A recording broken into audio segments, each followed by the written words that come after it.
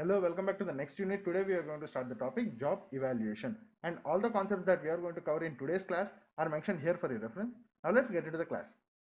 So before directly entering into today's concept, which is job evaluation, let us understand certain basic concepts first. Let us start with what do we mean by evaluation. See, in simple terms, evaluation means finding the value of, finding the worth of. For example, if I give you a diamond and if I ask you to find the value of that particular diamond, that means I am indirectly asking you to evaluate that diamond. So here you will be doing, you will be basically trying to find out what is the worth of this particular diamond that I have given you, telling that or asking that, find the value of this particular thing. That means you will consider different things, different scenarios, and finally you will come out with a value telling that okay, the value of this particular diamond is this much, or the worth of this particular diamond is this.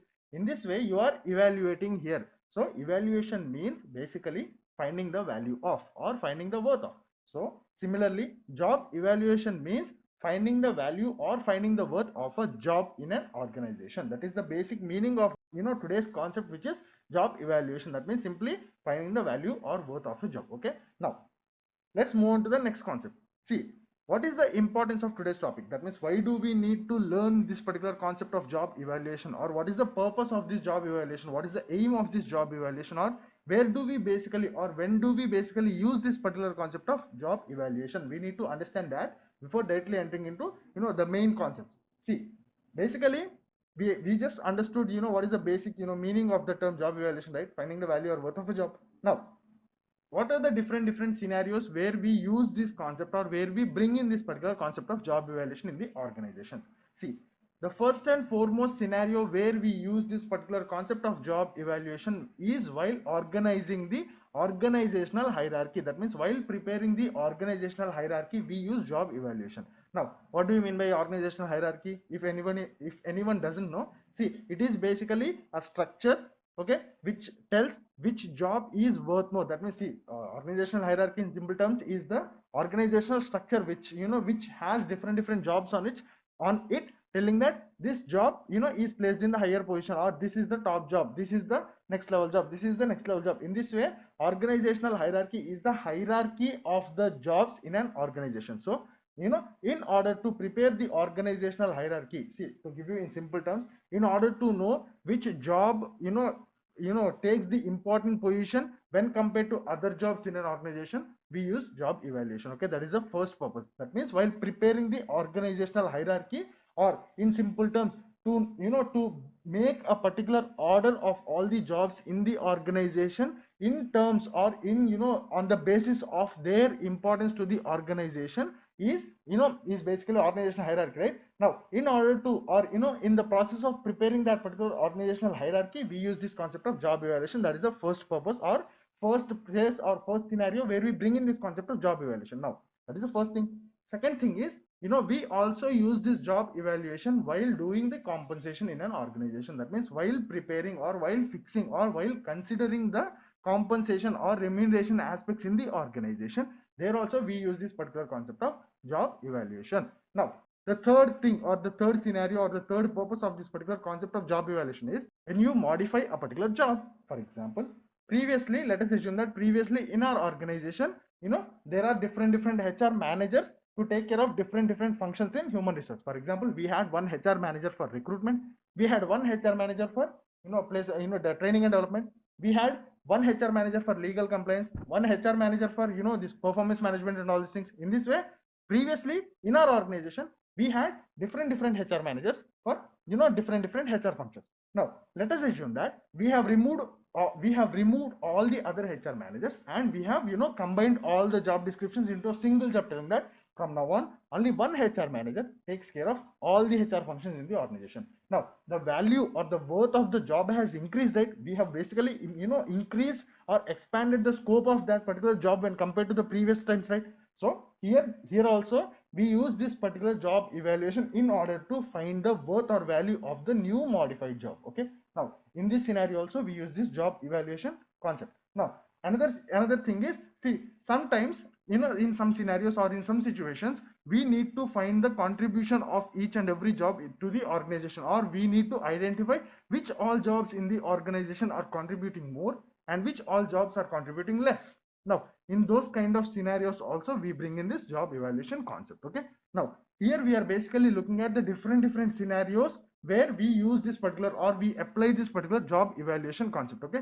Not only these, there will be many other instances similar to this where you bring in this concept of job evaluation into organizations. But what I'm trying to do is I'm trying to give you the basic idea of the purpose or why do we need to learn this particular job evaluation or where do we use this particular concept of job evaluation. Okay.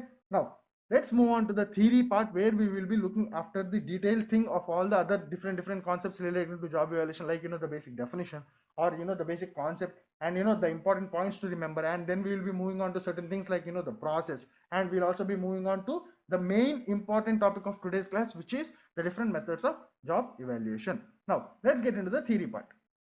So the next unit, job evaluation. So let's look at the basic definition first. Okay, see the definition. A job evaluation is a systematic way of determining the value or worth of a job in relation to other jobs in an organization. So we have just discussed, right, what is basically meaning or what is the basic meaning of the term job evaluation. It's basically it's basically a systematic activity or the systematic process of finding the value or worth of a job. Now, why did we say this is a systematic way or systematic activity or a systematic process? Why? Because this particular job evaluation follows a series of steps which we will be discussing later. Okay. Now, it tries to make a systematic comparison between jobs to assess their relative worth for the purpose of establishing a rational pay structure. This is one of the purpose that we have discussed. Now we have discussed so many different purposes of why do we need to learn this particular concept of job evaluation. This is just one of the purpose. Now see, there are certain important points to remember when it comes to this particular concept of job evaluation. What are they?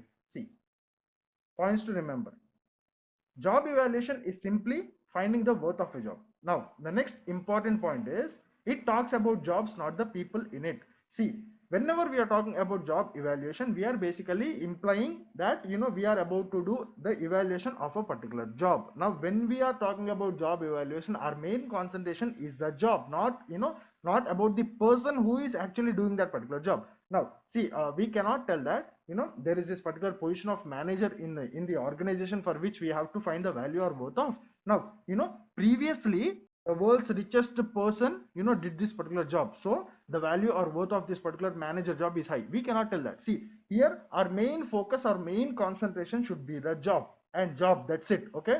Now when we are trying to find out the value or worth of a job, we only concentrate on the job. We take out or we discuss about that particular job in different dimensions, but we only discuss about the job and we are not discussing about the people who are in that. Now see, the third point is that you have to remember is it is carried by groups and not individuals. So see, basically job evaluation means finding value or worth of a job in an organization. Now this particular thing of this particular process of job evaluation is basically carried out by groups of people in the organization, or in simple terms it is generally carried on by committees in the organization which are set especially to carry this particular function of job evaluation. Now in certain cases individuals do this particular job evaluation. Now even though individuals do job evaluation individually, now at the end all of them will come together, sit, discuss with each other, and will come to a final solution. That means see, generally job evaluation is done by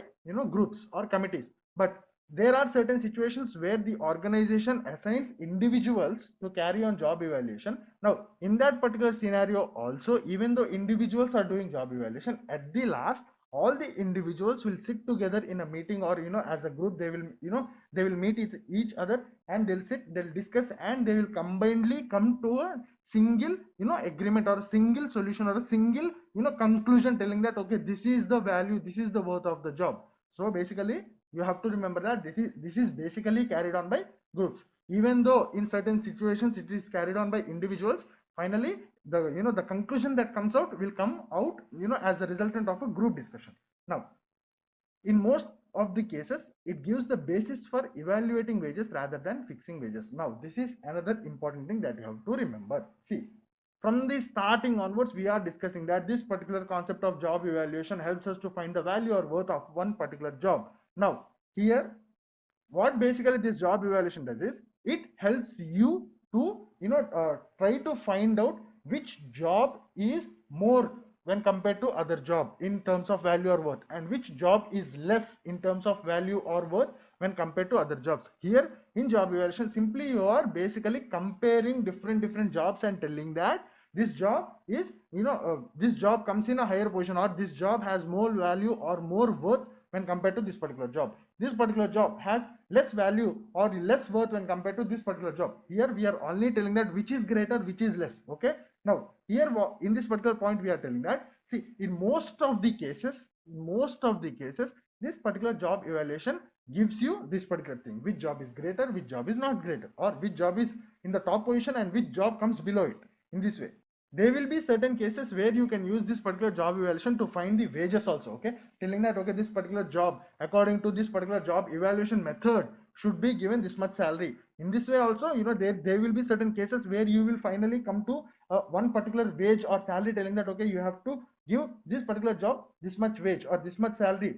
There will be certain instances, but in most of the cases, job evaluation only gives you the basis of wage setting, telling that, okay, when comparing these two particular jobs and finding the value or worth of these two particular jobs using job evaluation, we came to the conclusion telling that this particular job holds higher value or a higher worth when compared to this particular job. Now in this scenario, you can basically tell, right, since this particular job is in the higher position in terms of value or worth, it should be paid more. The compensation or the remuneration for this particular job should be more when compared to this particular job, right? So here we are telling that in most of the cases, job evaluation gives you the basis of wage fixation. And in certain cases, in some cases, you will also be having telling that, okay, how much this particular job should be paid, exactly how much, and this particular job, how much should it pay, how much should it be paid. Now the organization can stick to the value or stick to the amount or stick to the salary or stick to the wage given by this particular method, or it can basically vary that particular salary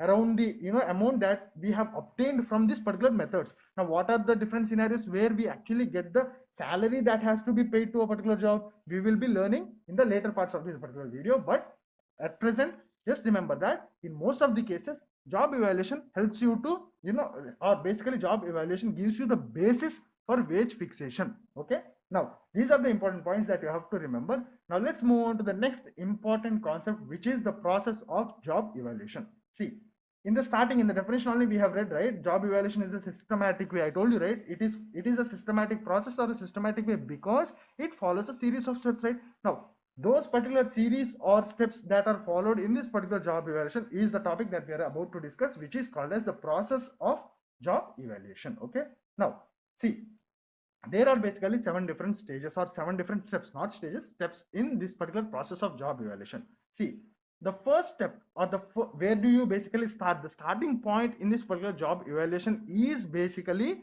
taking permission from the higher officials in the organization. See, you cannot directly go into the organization and tell that I will be starting to find out the value or worth of each and every job, I'll start to compare each and everything. No, basically you have to take the permission of the top level or the top management in the organizations. Why?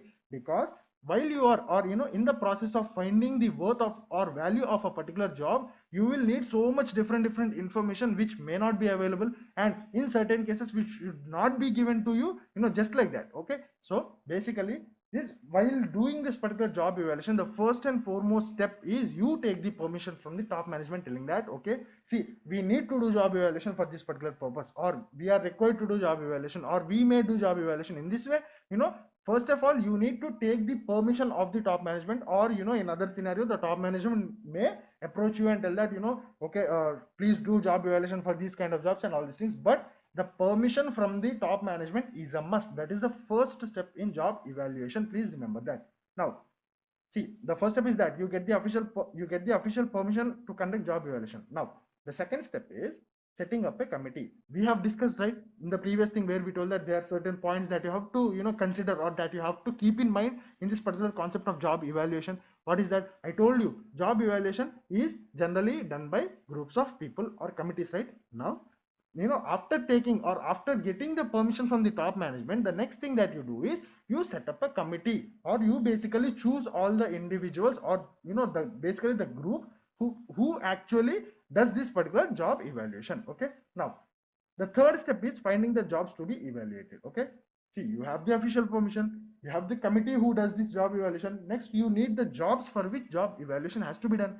Okay, now the next thing is job analysis. See, we have an entire video, dedicated to this particular concept of job analysis in, in one of the starting concepts in this subject. If you haven't watched, or if you need more clarity or more information about that particular topic, you can go back to, the videos here where you will be finding a topic called as job analysis. Coming back to this particular topic, see, when I ask you to find the value or worth of something, first of all, you need to gather all the information regarding to that particular item, right? So here also, when we are supposed to, or when we are required to find the value or worth of a particular job, we need to have complete information regarding to that particular job. And where do, or how do we basically get all the information regarding to a particular job?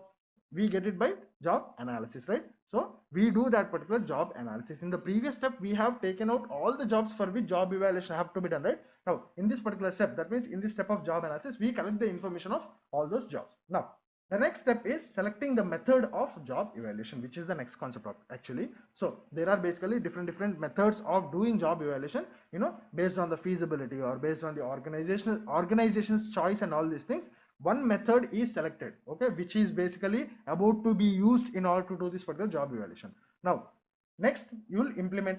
That means see, you have all the things that you need. You have the official permission in the step one, and next you also have the committee comprising of all the people who are basically about to do this particular job evaluation. That is the step two. And in the third step, you have all the jobs for which job evaluation has to be done.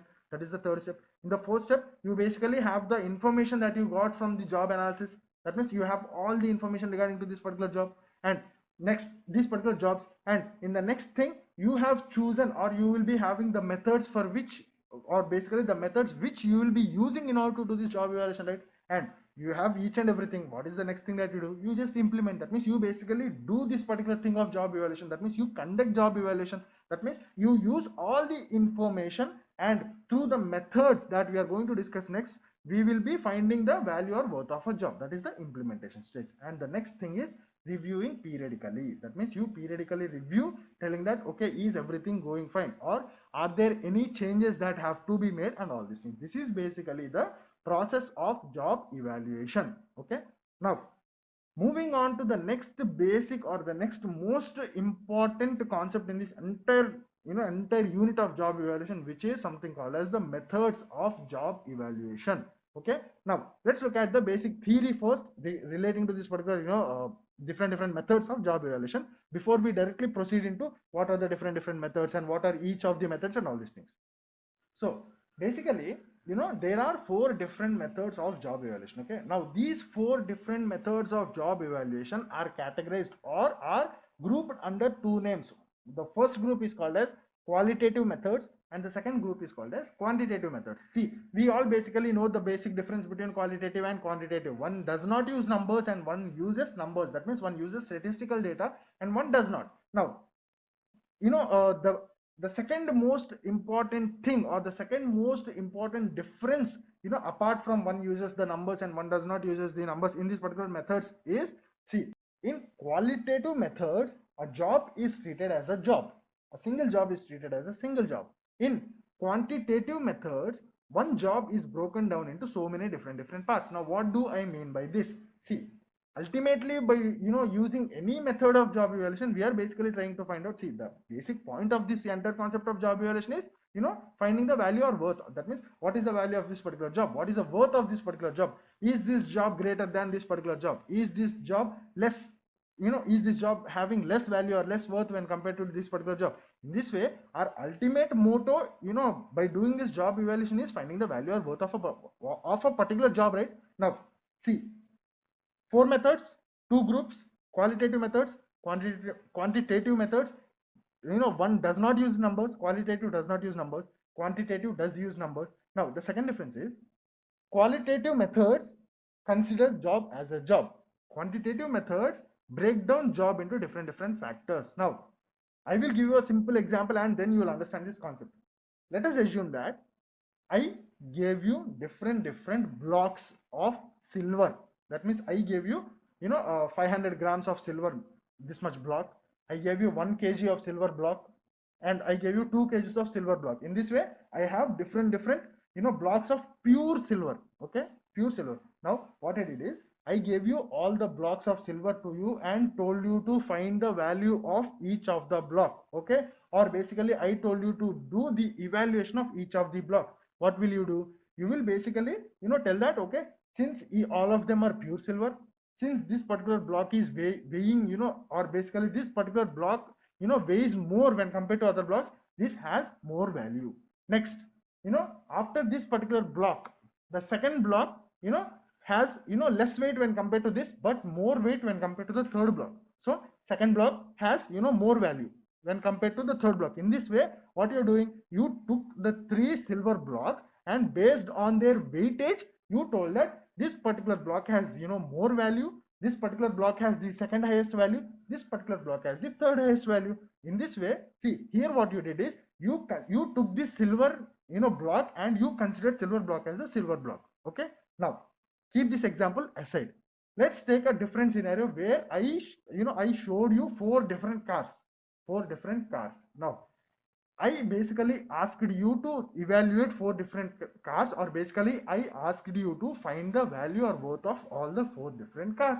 Now you cannot do the same thing that you have done in this particular silver example. You cannot just tell that this car is looking heavy, this has more value. No, you take in so many different cars, so many different factors for each and every car. That means for each and every car you will be looking at the mileage, the engine, the model, the year of release, and all these things. In this way, for each and every car, or in simple terms, you will break down each and every car into different factors, and you will try to find out the value for different factors. And after considering all the factors of each and every car, you will finally come to the conclusion telling that this particular car's features, or this particular car has more value or more worth of features, so this has the most value. Okay, now keep this thing aside. Now in the first scenario, the item that I gave you, you consider that entire item as a single item. In the second scenario, or in the second example, what you did, you broke down the items into different factors having values. Okay, now this is the second and the most important difference between qualitative methods and quantitative methods. This is what I meant. In qualitative methods, you will consider a job as a job. In quantitative methods, you will break down jobs into different factors, and we will be calling those particular factors which have value as compensatable factors or compensable factors. Okay, now to give you another another simple example so that you can relate jobs to organizations. See, for example, if I tell you that in the first scenario we are talking about qualitative, where you are not breaking down the jobs, where you consider job as a job. For example, I gave you the different jobs, telling that there are these jobs of manager, assistant manager, and what is this, a cleaner. Okay, now there are three particular jobs: manager, assistant manager, cleaner. Now when we are talking in qualitative point of view, where we are basically not using numbers and we are not breaking down the jobs, we will be looking in this particular point of view. We will be telling that, okay, since the manager's contribution to the organization is more, we will tell that manager is number one in value worth. Next, assistant manager. Next, cleaner. In this way, here we are not breaking down the jobs. Okay, this is basically what happens in qualitative methods.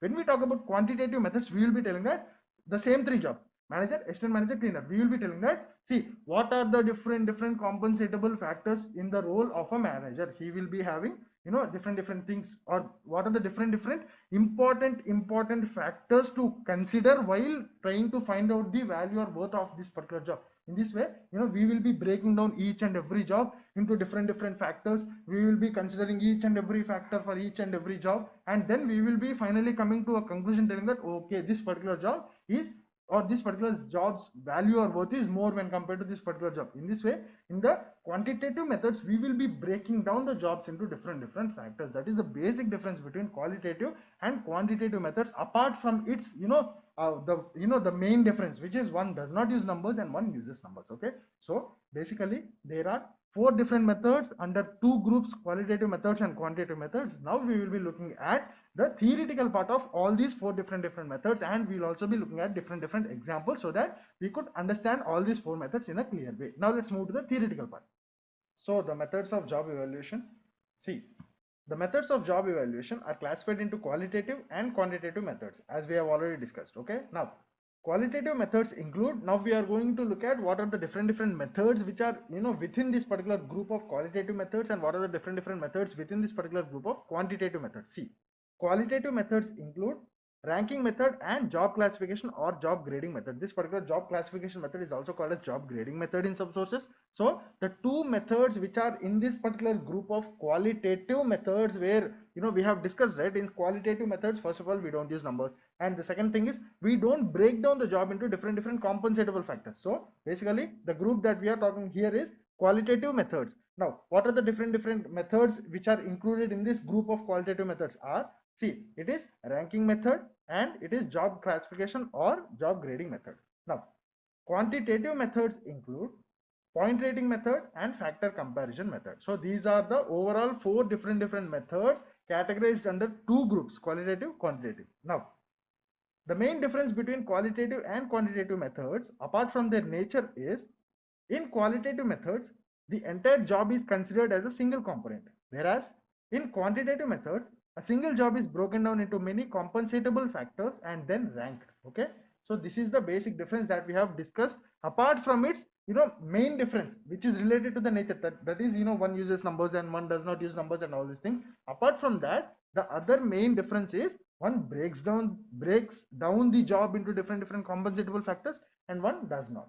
Now let's look at each and every method in detail. See, the first and foremost method, first we will be talking about the qualitative methods. The first method within this qualitative methods is ranking method. Okay, see, the first one is ranking method.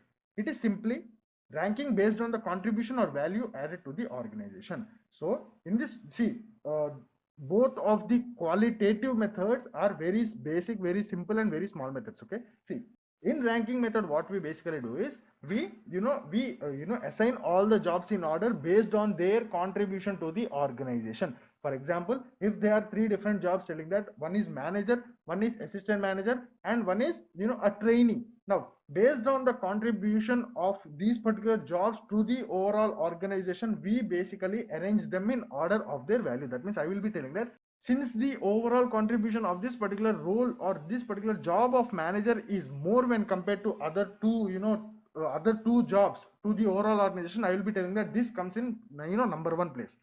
Second, I will be telling that assistant manager is in number two place. Then I will be telling that this particular trainee is in number three place. So basically in this ranking method, what I am doing, I am ranking the jobs based on their contribution to the overall organization. Okay, that is basically ranking method, the first method within qualitative methods. See, there are certain advantages and disadvantages to this particular method of ranking, this particular ranking method. See, the advantages are, it is good for less number of employees. That means if you only have like 4 to 5 employees or 10 to 15 employees, it is it is basically easy telling that okay, this particular job is, see what I'm trying to tell, that if the number of jobs that are to be evaluated are less in number, then it is very easy for the evaluator to basically put them in order, telling that okay, this particular job is contributing more, this particular job is contributing less when compared to the other job. In this way, if there are less number of jobs to be evaluated, it will be easy, right? Basically, see, if you only have 4 to 5 different jobs, and if you need to put those particular jobs in order of their contribution to the organization, it is an easy task, right? Now take a different scenario where you have like 15,000 to 20,000 different jobs. Now which one is easy? The first scenario where you have less number of jobs to be evaluated, this particular scenario is easy, right? That means in this particular scenario, doing job evaluation is easy, right, when compared to having more number of jobs. So this is one of the advantages. That means, see, it is good for less number of employees and it is easy and fast. Okay, now there are certain disadvantages. What are they? See, the disadvantages are bad if more number of employees. That's what we just discussed, right? If the number of employees, see here when we are talking about number of employees, we are basically indicating the number of jobs. Okay, now if the number of jobs are huge or more, then this particular ranking method will be difficult. Now another disadvantage is chances of mistake if the job information is unclear or mistaken or insufficient. That means, see, for example, if you have 4 to 5 different jobs, and if you are required to use this particular ranking method in order to evaluate those 4 to 5 different jobs, or in order to rank all those different jobs based on their contribution to the organization. Okay, now if you don't have proper information regarding those particular jobs, now there is a chance that you may make a mistake in framing the order, right? Now that is also one other disadvantage, saying that if you are unclear or if you don't have sufficient information regarding the jobs, now there is a chance of error. We also have this diagrammatic representation in this particular ranking method, telling that, see, the jobs which are ranked higher are paid more and the jobs which are ranked lower are paid less. That is what, see, a high value job, that means jobs which are ranked higher are high pay, that means they are paid more when compared to low value jobs, that means the jobs which are ranked in the lower part. Okay, now they will be getting low pay. Okay, so this is the basic ranking method, the first method of qualitative methods of job evaluation. Now the second the second method, the second qualitative method of job evaluation is something called as job classification or job grading method. Now what happens in this particular job classification or job grading method is, see, in the name only we have right job classification, job grading. Now based on the similarities between the different jobs, we basically categorize them into different classes or different groups of jobs. That means we will be taking all the jobs which have similarities. It may be in knowledge, skills, capabilities, roles, responsibilities, all these things. What basically happens, that means when you are doing job evaluation using this particular job classification or job grading method, what you are basically doing is you are finding similar jobs and you are basically grouping them under certain groups and certain classes. Like you will be taking all the jobs which require certain amount of skills, certain amount of knowledge, certain amount of in this way similar kind of things. Okay, you will be taking all the similar kind of jobs and you will be putting them in a single group, telling that, okay, this is group number 1, this is group number 2, group number 3. In this way you will be specifying the, first of all you will be specifying under what criteria you have formed this particular group. Okay, now what you are basically trying to do, or what you are basically doing in this particular method is you are categorizing or you are grouping different similar jobs. Now that particular similarity varies from organization to organization, and to give you in simple words, those similarities are like similarities in terms of skills, in terms of knowledge, or in terms of responsibilities and all these things. So basically here we are categorizing or grouping similar jobs into different classes or different groups. Now see, to give you a real life example, see, for example, in government notifications, or we have these acts called as minimum wage act and all these things, which we will be learning when we go to the last part. Basically in organizations we will be having this particular categorization, telling that skilled, semi skilled, unskilled and all these things. In this way all the similar kind of jobs, that means here we are talking about the similarities in terms of it may be in terms of knowledge, it may be in terms of skills and all these things. So all you have to remember is similar kind of jobs are grouped under similar categories. Okay, now all these different categories are basically done in this particular method. Okay, now see, where jobs are divided and categorized into classes or groups. We also have a simple example. For example, all the executives, see here again I'm telling you, when I'm telling that here the executives are employees, I am referring to jobs. So all the executive jobs are named as class 1, all the skilled jobs are named as class 2, all the semi-skilled jobs are named as class 3, and all the unskilled jobs are named as class 4. This is just a basic example. Okay, now see, now what happens is, now we have basically grouped different similar jobs under similar groups, right? Or we have basically divided all the different jobs into different classes, right? Now what we will do is we will basically tell that this particular class 1 or this particular group A is worth more or has more value or carries more value or more worth when compared to class 2, when compared to class 3, when compared to class 4. In this way what we'll do is we will basically place these different classes or different groups, telling that class 1 comes first, class 2 comes second, class 3 comes third. In this way what we are doing in this method is, first of all we will be grouping all the similar jobs into different classes or different groups, and then we will arrange them in an order. Okay, now this is basically the second qualitative methods. I'm again telling you, both of the qualitative methods are there, right?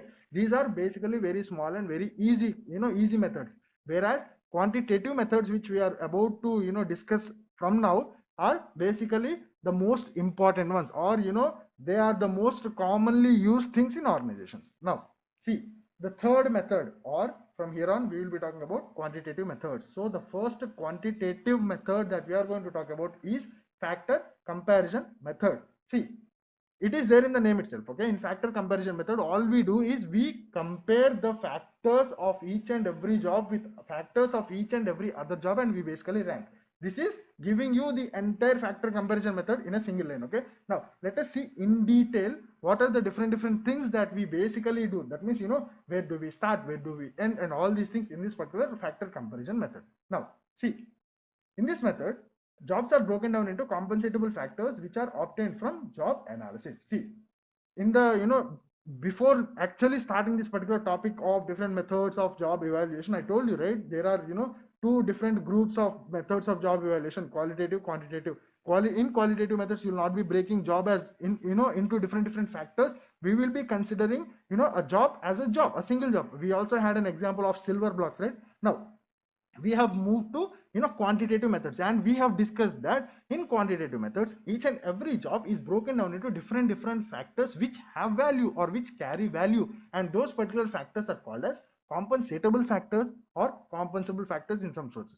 Now see, all those particular compensable factors or compensatable factors or the values or the factors which carry value regarding a particular job, we obtain from job analysis. Always remember this, we obtain all the information from job analysis. Now see, the general factors used in this method are, some of the example factors are, see, skills, mental effort, physical effort, responsibility, working conditions, etc. So a single job is taken, and that particular job is broken down into different compensatable factors or different factors which have value individually, and when you combine all the values of all the factors of one particular job, you will finally getting the total, you will be finally getting the total value of one particular job. Okay, now see, benchmarking jobs are chosen and wages are assigned to them by the organization, and then the ranking are given to the factors. Now this is one thing that that comes in, that comes extra in this particular method, which is called as benchmarking jobs. Now before directly proceeding into, or before further proceeding into this particular method of factor comparison method, you need to understand what do you mean by benchmarking jobs. Now there are different scenarios how you can approach this particular benchmarking jobs. See, I'll give you in simple terms. For example, in your organization, let us understand that you have your own organization, and in your organization you have electrician grade 1, electrician grade 2, electrician grade 3, grade 4, grade 5, grade 6, grade 7, in this way.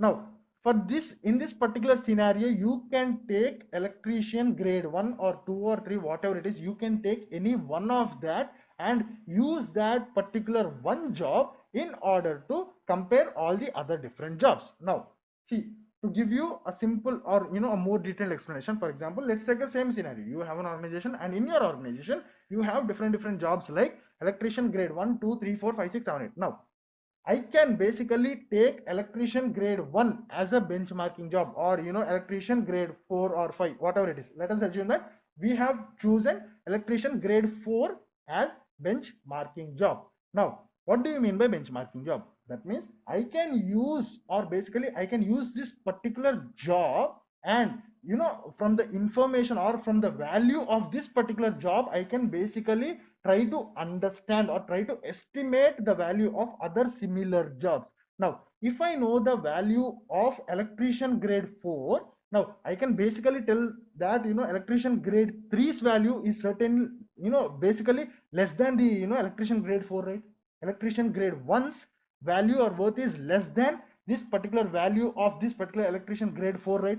Similarly, I can also tell that when I know the value of this particular, or when I know the worth of this particular electrician grade 4, I can, when someone asks me telling that what is the worth or value of electrician grade 7, I can basically tell that I will tell that, okay, this is the value of electrician grade 4. Now whatever it may be, it will be more than this particular value of electrician grade 4. In this way, we can basically use the value or worth of these particular jobs in order to get an idea of other similar jobs, right?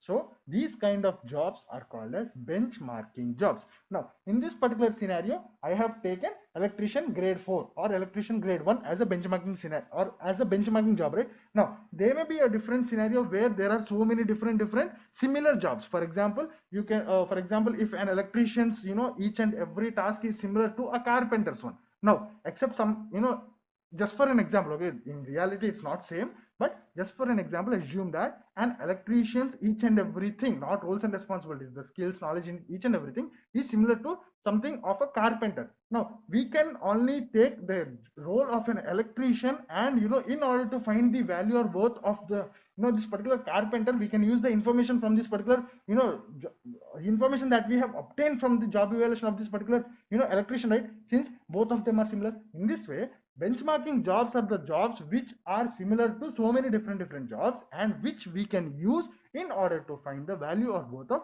other jobs. These are basically benchmarking jobs. Okay, now see, this is the basic information that you have to understand before directly entering into this particular factor comparison method. So basically, first of all, jobs are broken down into different compensatable factors. Those compensatable factors are obtained from job analysis. Now we do have this concept of benchmarking jobs. We understood what are basically benchmarking jobs. Now let us see step by step what are the basic things that happen in this factor comparison method. See,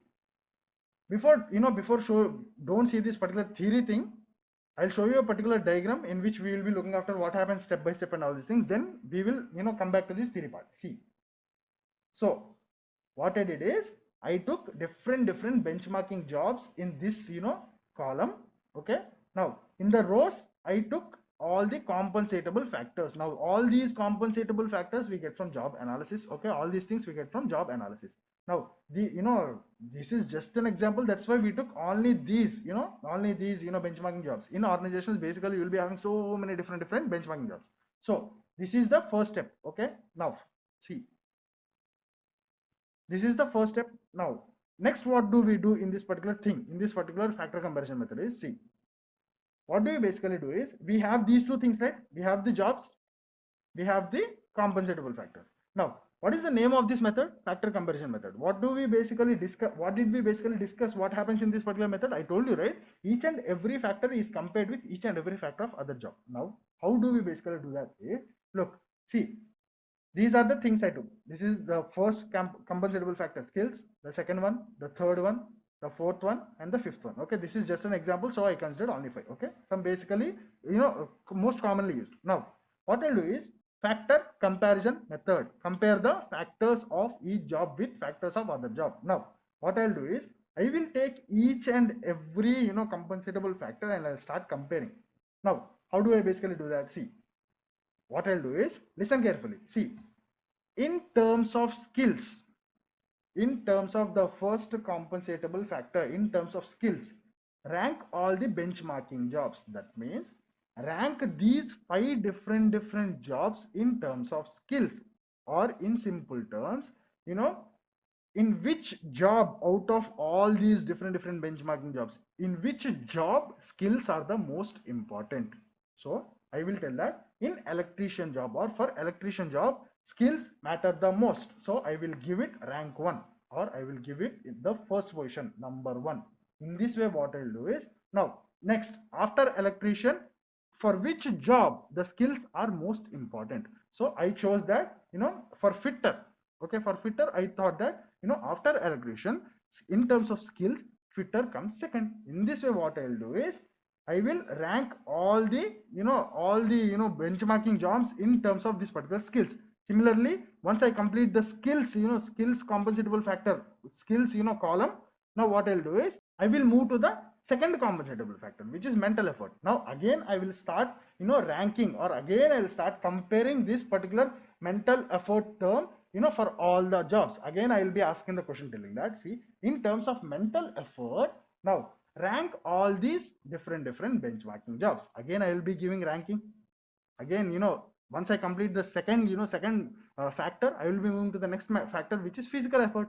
So in this way what I will be doing in this entire step is I will be just comparing each and every compensatable factor with each and every compensatable factor of the other job. So basically what I'll do is I will take one factor and I will take all the jobs, and I will start ranking each and every jobs in this in terms of this particular in this particular compensatable factor. In this way I will be giving ranking to each and everything. So by the end of this particular step I will be left with a table with ranks. Okay, now moving on to the next step, what we'll be doing is, see, in the previous step we have all the ranks, right? Now in the next step what we'll be doing is we will be writing down the salaries of each job, the wages of each job given in the organizations. Okay, now where do we get this information from? You can either take it from the organization, or in some cases, we will be having this minimum wage act and all these acts, right? Now from there also you can take this, these basic wages or rates,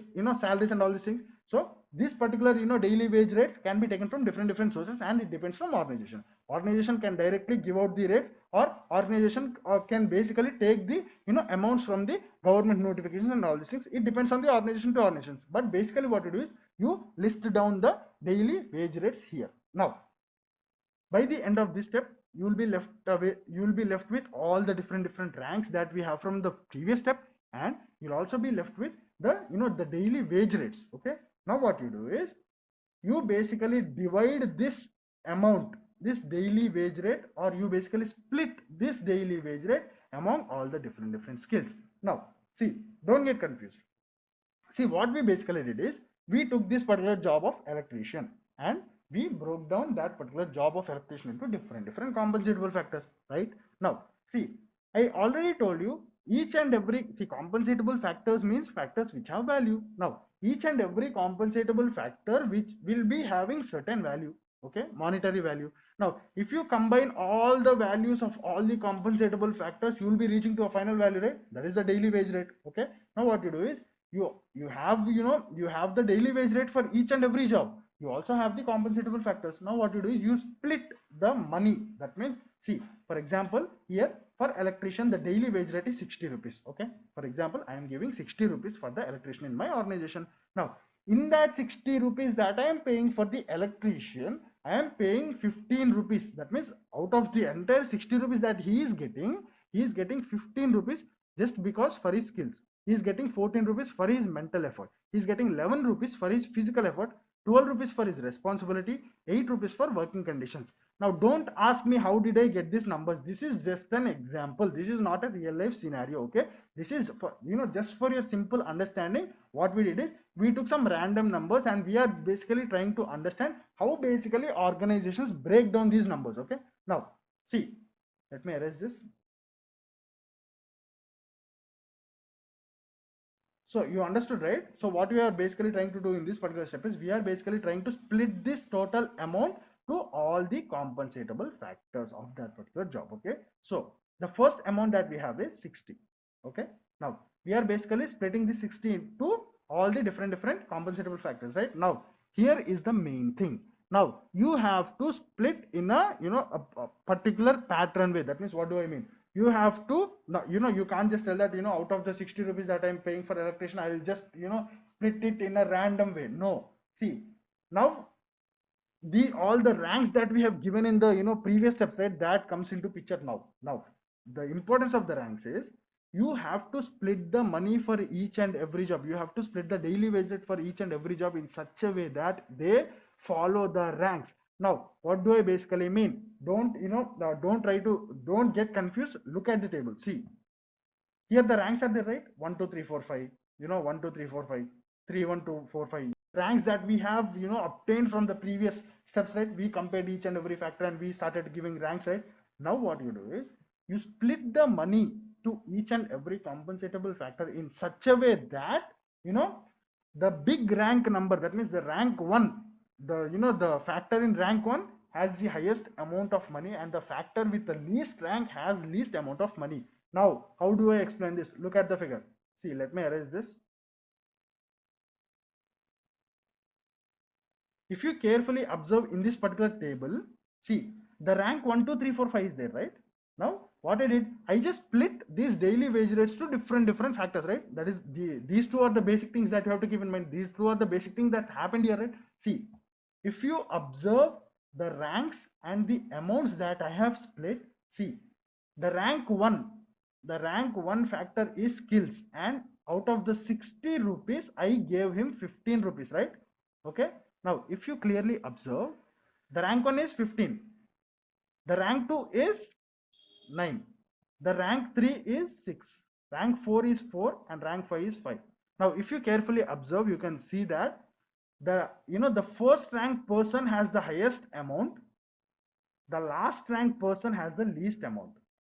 Okay, you have to split the money in such a, that is the importance of the ranking here, that is the importance of the factor comparison method here. See, you can, you can observe the same pattern in each and every table. For example, let's take responsibility factor. Okay, okay, now, the electrician, for the electrician, the total, daily wage rate is 60, right? So I decided that I will be giving 12 rupees out of the total 60 rupees, or basically I will be assigning 12 rupees out of the total 60 rupees for responsibility. Okay, now, since this is rank 1, I'm giving him 12 rupees, right? Now look at the rank 2 person, he has slightly less than the first rank person. Look at the rank 3 person, he has amount which is less than rank 2. So the highest, the rank 1 person has the most amount, the rank, the least rank person has the, or the, not persons here, basically I'm trying to tell the factors, the least rank factors have the least number of amounts. So basically what we are trying to tell that the top ranked factor should be paid more when compared to the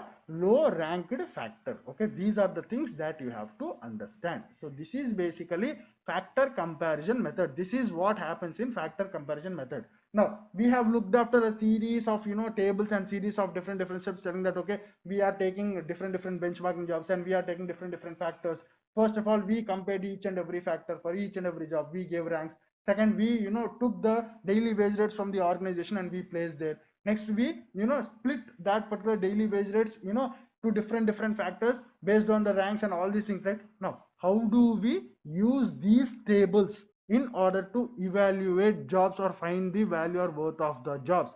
See, for example, this is the main part. See, for example, assume that the job of a painter, for example, there is, your top management came to you and told that, see, please find the value or please find the worth of the job of a painter. Okay, now previously, your organization has all this information. Okay, your organization, basically what happens is, organizations do all these things and they store. Okay, so newly your organization came to you and told that, see, for example, your name is Potato. Okay, they came to you and told that, see, Mr. Potato, there is this new job of painter, please try to find the value or worth of that particular job so that we can fit it in the organization hierarchy. Now what you do is, you take all these tables that we have done, till now, right? The final table is there, right, in which you have, all the data, the ranks, the, the salary breakdowns and each and everything. You will take that table and now see. Now assume the job of a painter whose skills are same as electrician. So what you do is, let me erase. What is the example? We have considered a job of a painter whose skills are same as an electrician, right? See, whose skills are same as an electrician. Now, for skills, for electrician, how much are you paying? For electrician skills, you are paying 15 rupees, right? You keep that 15 aside. Now, whose physical effort is same as the welder. Now, you will go to the welder job and you will look at how much are you paying to a welder for his physical effort. For welder, for his physical effort, you are paying 12 rupees. Okay, you will write that 12 aside. In this way, mental effort is same as a fitter. Now we are talking about a painter job. We are just telling that, see, there is this position of this painter. His, his skills are same as this particular job. His mental effort is same as this particular job. His physical effort is same as this particular job. His responsibility is same as this particular job, and all these things. Now what you will do is, you will go to that particular job which we are referring here, and you will be looking at, okay, in this particular job, how much are we paying for this particular factor? Now we will be taking out all those different amounts, and finally we will be adding all the amounts to get to a, a final amount. See, let me explain this again to you. Assume that the job of a painter whose skills are same as an electrician. So in terms of skills, for electrician we are paying 15 rupees, so we have noted 15 here. Okay, now whose physical effort is same as the welder. Okay, now for a welder, for physical effort we are paying 12 rupees. Okay, we have noted that 12 here. Now whose mental effort is same as a fitter. For fitter, for mental effort we are paying 10 rupees. We will write that 10 aside. Okay, the working conditions are same as a laborer. Okay, for laborer, for working conditions we are basically paying him 4 rupees only, so we will be writing that 4 rupees aside. And the responsibility is same as a cleaner. Now for a cleaner job, for responsibility we are paying him 6 rupees, so we will write that 6 aside. Then the wage rate for this job, that means the value or the worth of this particular painter job, will be 15 plus 10 plus 12, 6, 4, it will be 47. So Now you have to remember that, see, in the first starting part I told you, right, this particular, in most of the cases job evaluation gives you the basis of wage fixation, right? I also told you in certain cases you will also be having certain, you'll also be arriving at certain, conclusions, referring to certain amounts, telling that okay, this particular job should be given this much salary and all these things, right? This is the scenario. Now we got the answer as 47, right? Now it is not, compulsory that the organization must pay 47 only. It can pay around 47, but it will keep in mind telling that okay, the basic range is 47. It should be, the salary that we are about to pay should be in and around 47. In this way this particular method is used, and this particular method, in this particular way this particular method can be used in order to do the job evaluation or finding the value or worth of a particular job. Okay, now don't get confused. If you are confused, go back and watch again. If you are still confused, please ask in the comments. So this is the first quantitative method, which is the factor comparison method. Now let's move to the last method of today, which is the second method of this particular. Okay, let's look at the theory part. We have not looked at the theory part, right? See, the theory part is same thing which we have done till now. The process of factor comparison method. First you select the benchmarking jobs. Next you select the corresponding factors. Benchmarking jobs are all the mentioned in the columns, okay, electricians and all these things. Now second thing is you select the corresponding factors, all the factors. Okay, now the third thing is you are comparing and giving them ranks. The fourth thing is you are assigning monetary value to each job, the salaries or the daily wage rates and all these things. The fifth step is dividing money among the formulated factors, right? Now the last thing is all the other jobs excluding benchmarking jobs are compared with the benchmarking jobs and wage rates are determined. So this is the reason why I did not start with the process, and I just showed you each and every step in the form of diagrams and all these things. Now you have you got this particular method in your mind, right? So this is basically what happens in the factor comparison method. Now let's move to the last method in this particular quantitative methods, which is point rating method. See, for point rating method also we will first go through all the step by step process, and then we will come back to this particular theory part. But before directly entering or before directly proceeding to all the step by step diagrammatic thing, now you have to remember certain things. In factor comparison method, we told that job will be broken down into different compensatable factors and all these things, right? Here also job will be broken down into different compensatable factors only, but here you will not be having benchmarking jobs. Okay, so in the factor comparison method we use certain benchmarking jobs. Okay, now in this particular point rating method we will not be using benchmarking jobs. What we will be doing is we will be taking the compensatable factors or the factors which are common to most of the jobs in the organization. Again, from where do we get that? From job analysis. That means after looking at the job analysis of all the jobs in the organization, we will basically take out the common the common compensatable factors, and we will represent or we will write all those factors in this particular method. Okay, now that is the first thing. Now the second thing is, here in this particular method each and every job is assigned 100 points. Now see, in the previous method we had this daily wage rates, right?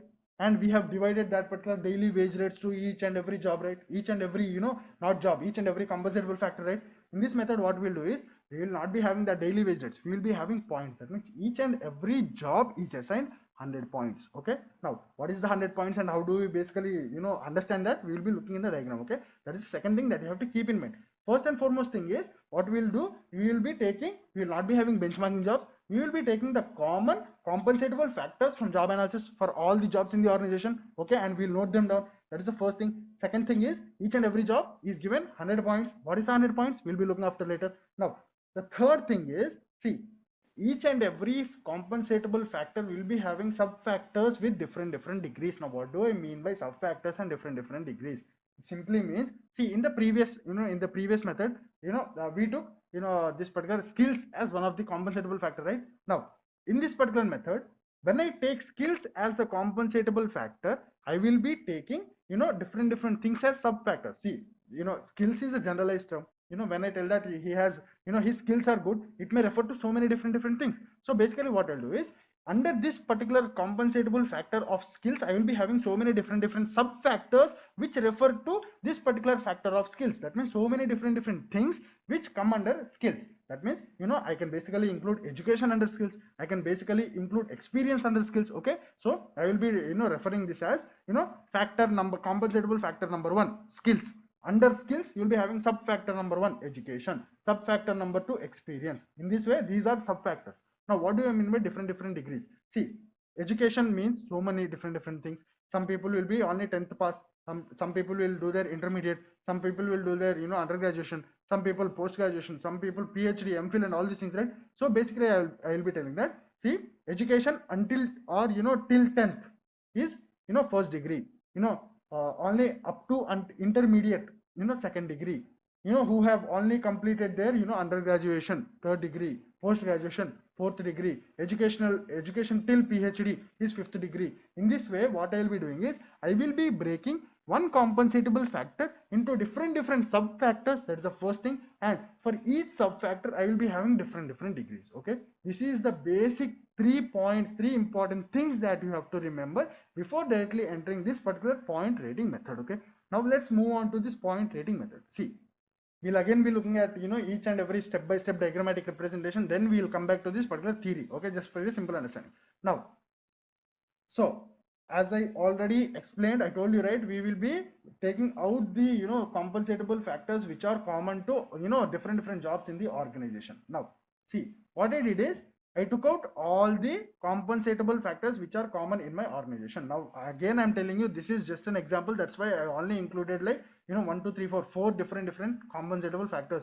But when you go into reality, there will be a bunch of compensatable factors in organizations. Okay, just this is an example. So I took skills, efforts, responsibility, and job conditions as the most commonly seen compensatable factors in my organization in this particular example. Okay, now what I did is I broke down each and every compensatable factors into different sub factors. That means under skills, I told that the first sub factor is education, experience, initiation. Under efforts, I told that efforts, this entire compensatable factor of efforts is broken down into two sub factors. One is physical efforts, second is mental efforts.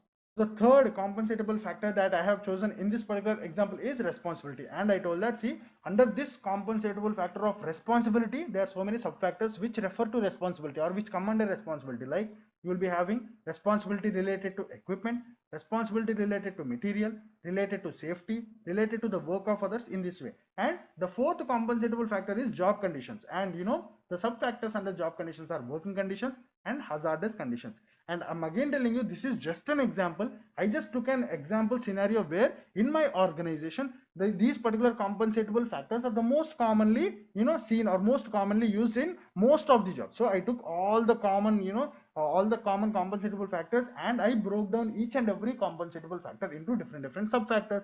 And now we will be talking about the different degrees. Okay, now I in this example took that there are 5 different degrees.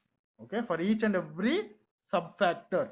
Now these different degrees are there, right? They have to be defined. See, in the example that we have previously discussed, I told you, right, let us take education as one of the sub factor under the main factor of skills.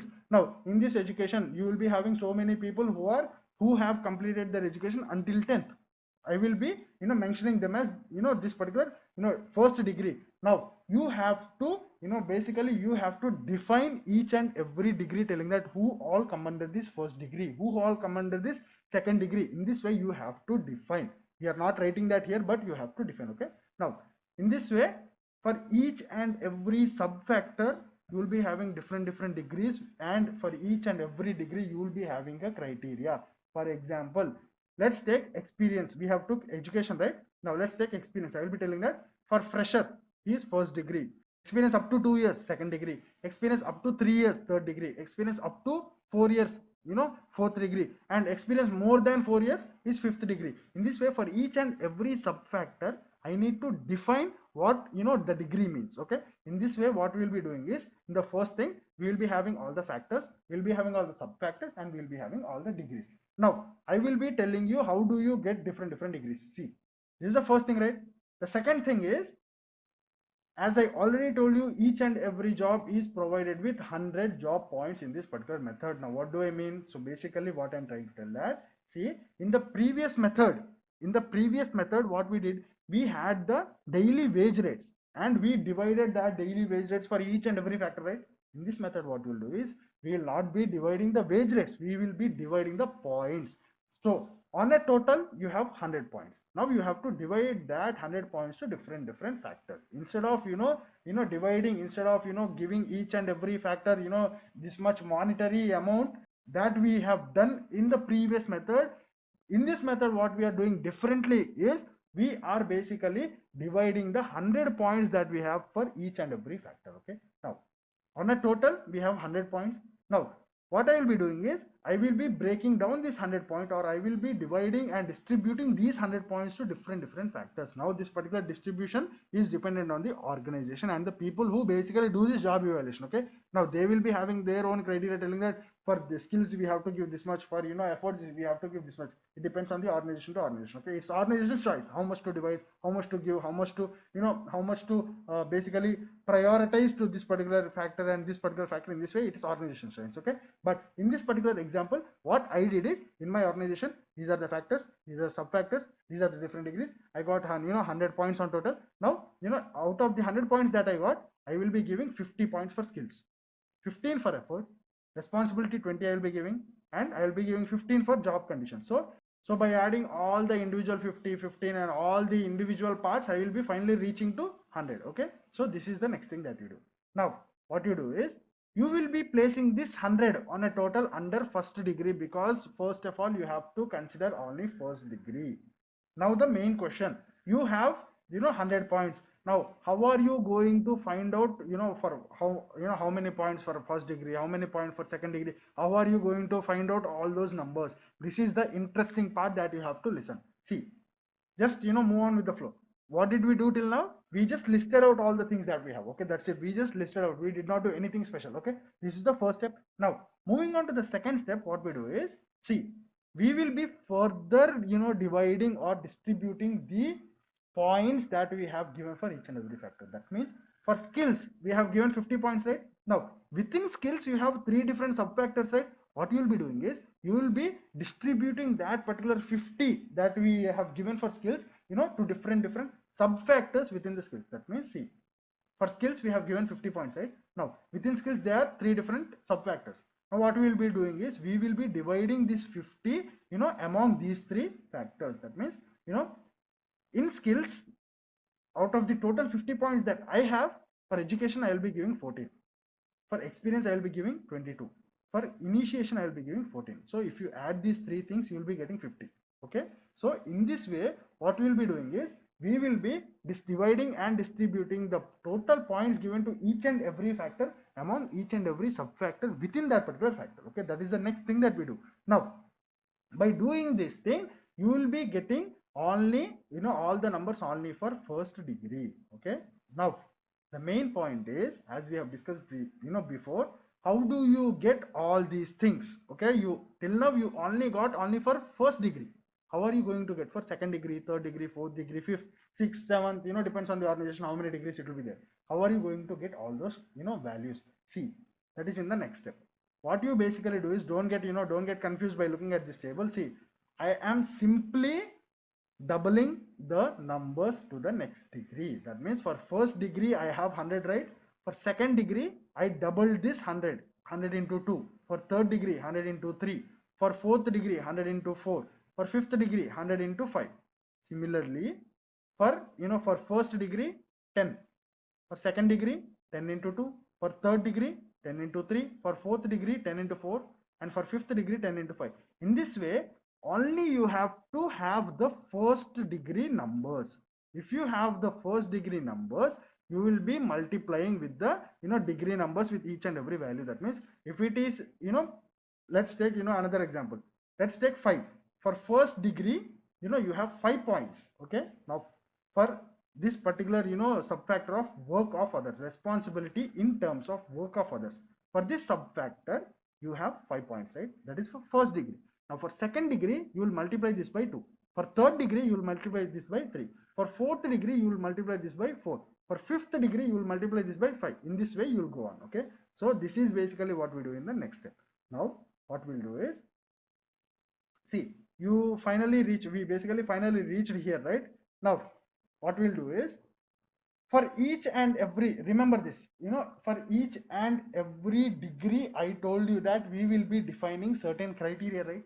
Now For example, your top management came to you and gave you one particular job and asked you to evaluate or find the value or worth of that particular job. Okay, first of all, you will take out the that particular jobs JD, job description. Okay, now in that job description you will be having so many different things. Okay, for example, if the job description of that particular job for which you are supposed to do the job evaluation states that minimum 5 years experience is required for that particular job. Now, under skills, in this example, under skills factor, we had education as a sub factor, and we have one particular degree dedicated to 5 or more years of experience, right?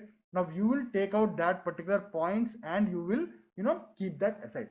In this way, what you will do is, for each and every factor that that is required to do the job, that particular job, you will take out and you will use this particular table and find out the find out the appropriate, or find out that particular related points, and you will be writing all the points side by side.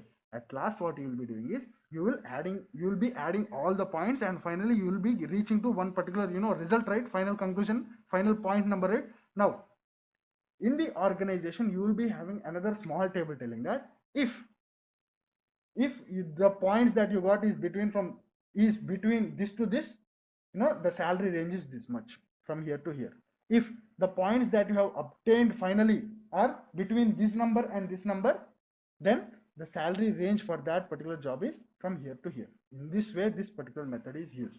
Now you have to understand this particular method. Now if you still didn't understand, or if you still have confusion, please go back and watch again. And if you still, after going back and watching again, if you still don't understand this method, please write down in comments. I will try to explain in a different way. Okay, now the last topic of today's class, today's entire unit of job evaluation, is something called as equity. See, in the initial moments or initial phases of today's class, we have discussed the different purposes, or why do we basically need this job evaluation, or what is the importance of this job evaluation, or what are the different situations or scenarios where we basically bring in this concept of job evaluation, right? See, another important purpose, or the main aim of job evaluation, or another important use or application of this job evaluation is equity, something called as equity. In simple terms, to give you in simple terms, is like equality in terms of or basically it is like the equality or the balance of the equation between the work and the pay.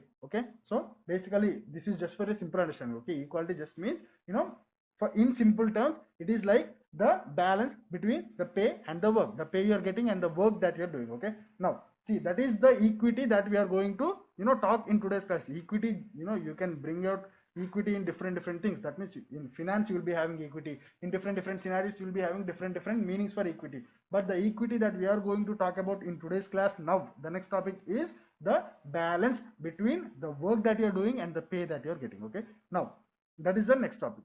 Now I also told you this is another purpose, or this is another aim of this entire concept of job evaluation. Now let's look at the the basic theory of this concept of equity. A simple topic, small topic, last topic. Now, so the next concept is equity or pay equity. Okay, I'm again telling you, equity can refer to different things. For example, if you're taking the subject of finance, you will also be having equity there. But basically the equity that we are going to talk today is about the balance between the pay that a person is getting and the work that is actually doing. Okay, now what do you mean by equity? See, equity is basically the employee's perception about the balance between the work he is doing and the pay he is getting. In simple terms, equal pay for equal work. So see, it is basically the perception of the person between relating to the balance. Now what do I mean? See, for example, I am selling 100 mobiles per day and I am getting paid 100 rupees per day. Now my perception about the balance between these two things can be different in different situations, or different for different individuals. That means, for example, if I am a person A, I am selling 100 mobiles per day, I am getting 100 rupees.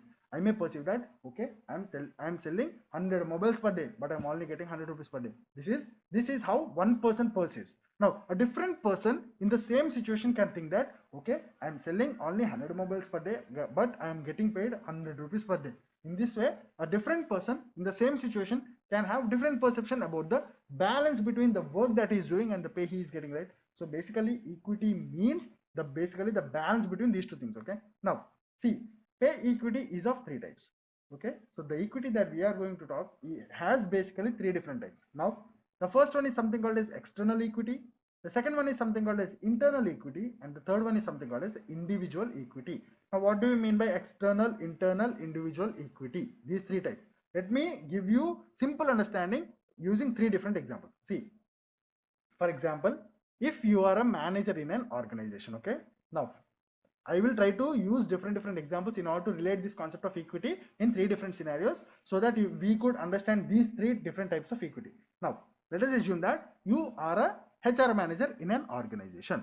Now, let us assume that you are getting paid 1 lakh rupees per month. Okay. Now, if you are comparing your salary, you are a HR manager, if you are comparing your salary of 1 lakh with a HR manager salary of a different company, for example, you are working in a company called as A, you are a HR manager with 1 lakh salary. If you are comparing with a HR manager in the company B, his salary, his work with your work, his salary with your salary, then the equity, the balance between, the balance that you get, or the perception that you get about the balance between the pay and the pay and the work by comparing different companies, same job. That means, see, to give you in simple terms, external equity is the equity that you get, or external equity is the perception of the balance between the work and the pay that you get by comparing two same jobs in different companies. That is basically external equity.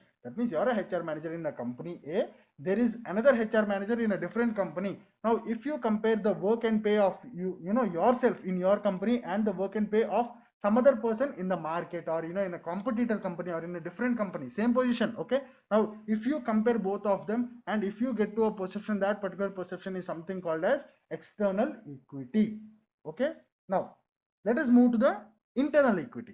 Now, internal equity, same example, you HR manager, 1 lakh salary. Now, if you compare your work and your salary with the work and the salary of someone in your organization, in your in a different place in the hierarchy. Okay, for example, if you are HR manager, 1 lakh salary. Now, if you are comparing your work, the amount of work that you are doing, and the amount of salary that you are getting with an assistant manager. Okay, assistant manager is also there, he will be getting salary like somewhat around 70 or 80,000. Now, if you are comparing, if you are thinking like, okay, I'm doing so much work, I'm HR manager, I'm doing so much work, I'm getting 1 lakh rupees. My assistant manager is is doing very little work, but still he is getting 90,000, which is less than me. But he's not doing any work at all, but he's getting 90,000. In this way, the perception formed by or the perception about the balance between the pay and the work formed by comparing different jobs, or different or jobs in the different levels in the hierarchy in the same organization, is something called as internal equity. Now, external equity we discussed, different organizations, same positions. Internal equity we discussed, same organization, different positions. Now, individual equity is where you get the equity by comparing. See, where you get the perception about the balance between the work and the work and the pay by comparing same level jobs in the same organization. Now, how is this possible? For example, you are the human resource manager, 1 lakh salary for recruitment. For example, there is another human resource manager who takes care of training and development. Now, if you compare the amount of work that you do and the salary that you get with the amount of work that he does and the salary he gets, now the equity formed, the perception about the balance between the work and the pay formed by comparing in this particular scenario is something called as individual equity. Okay, now these are the three different types of equity in organizations. Okay, now pay equity is of three types: external equity, internal equity, and individual equity. These are the three different examples to understand these three different types of equity. Now, external equity, comparing with his job's pay with the market pay or competitors pay. Okay, now pay always doesn't include only salary. You also compare work and salary, workload and salary. Now, internal equity, comparing his wages to a different position in the same company.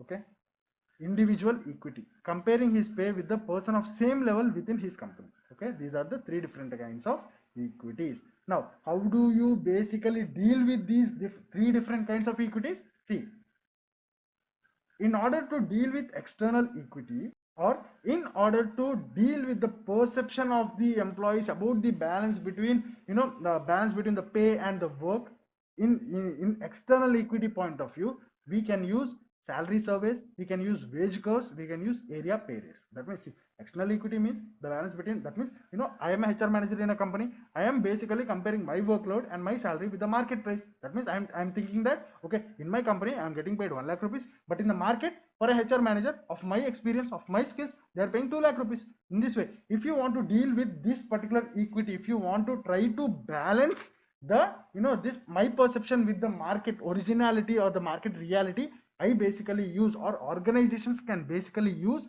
salary surveys. That means they can basically go out and survey telling that, conduct a survey telling that, what are the basic, pay rates for this particular job and of this particular experience, of this particular skills and all these things. They can also use wage curves, they can also use area pay rates, okay, now, etc. Many more other things.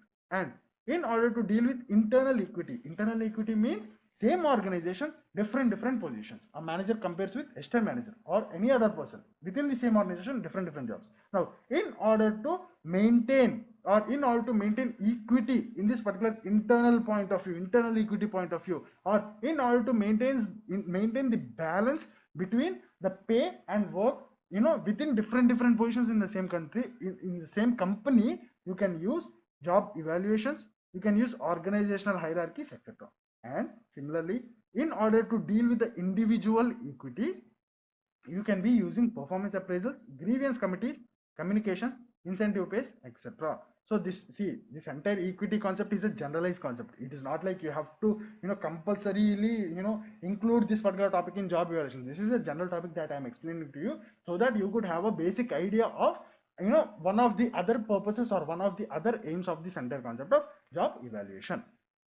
So today we have started with this entire topic of job evaluation, right? We started this entire today's class by understanding what do we basically mean by evaluation. Then we looked after what do we mean by job evaluation, and then we looked after the basic definition of job evaluation, and then we moved to some important points to consider, before getting into this job evaluation, where we looked after a couple of 3 to 4 different points that you have to keep in mind. And then we started to move on to the main topics like, what is the procedure, what is the process of this particular job evaluation, where we have looked after different sequence of steps that organizations follow or that are followed in the organization in the process of doing this job evaluation. And then we moved on to the extremely important topic, which is the different methods of job evaluation. And we told that, see, within these methods of job evaluation, you'll be having two groups. One is called as qualitative methods and one is called as quantitative methods. And within qualitative methods, you'll be having two methods, and within quantitative methods, you'll be having two methods. And finally, we concluded today's class with a general topic which is called as equity. Okay, so this has been today's class. We will be looking after the next unit, which is compensation, in the next class. Thank you.